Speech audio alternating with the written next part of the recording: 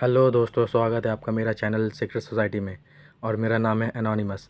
मैं आपको कहानी सुनाने वाला हूँ हॉरर के जॉनर में और क्राइम, थ्रिलर, सस्पेंस के बारे में। मगर हमारा मेन जॉनर रहेगा हॉरर, क्योंकि हम हैं हॉरर एडिक्टेड।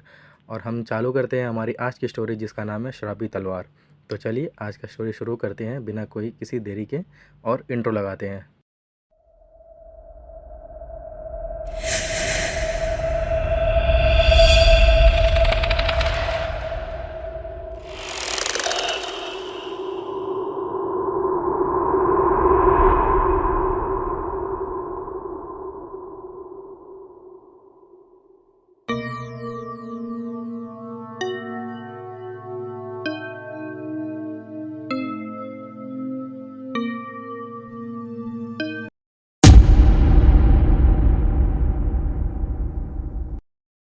रात का समय था और विजय अपने दोस्त के घर से वापस आ रहा था।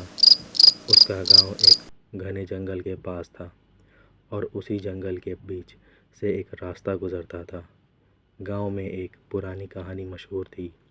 जंगल में एक चुड़ैल रहती है जो रात के समय अकेले आदमी देखकर उसे अपना शिकार बनाती है। विजय ने कभी इन कहानियों पर भरोसा नहीं किया, लेकिन आज रात का माहौल कुछ ज़्यादा ही अलग था।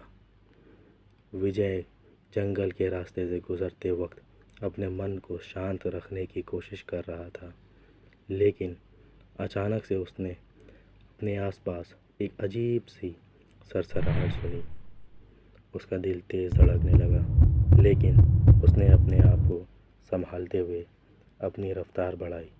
तभी पीछे से एक पतली धुंधली आवाज़ आई, विजय, विजय।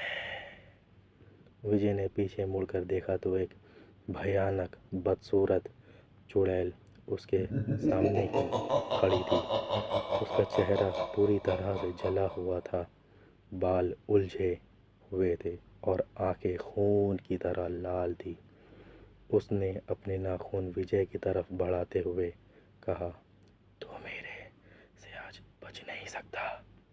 विजय ने बदन कँपा गया। उसने अपने आप को होश में लाते हुए अपनी जेब से एक तलवार निकाली जो उसके दादाजी ने कभी दी थी। दादाजी ने कहा कि ये तलवार किसी भी भूत या चुड़ैल पर काम करेगी, बस इस पर भरोसा रखना होगा। चुड़ैल ने विजय पर हमला किया, लेकिन विजय ने उस तलवार से उसका वार रोक लिया। तलवार चुड़ैल के शरीर से टकराते ही चमक उठी और चुड़ैल चीखने लगी। उसका चेहरा और ज़्यादा ही भयानक हो गया और उसने अपने लंबे नाखून विजय की तरफ बढ़ा दिए।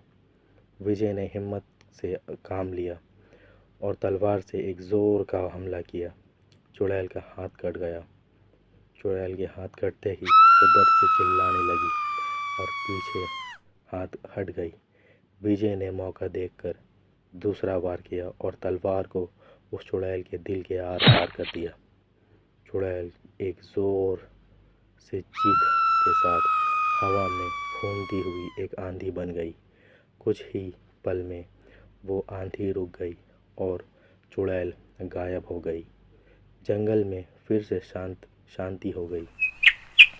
विजय ने गहरी सांस ली, लेकिन उसको पता था कि वो अब चुड़ैल वापस नहीं आएगी।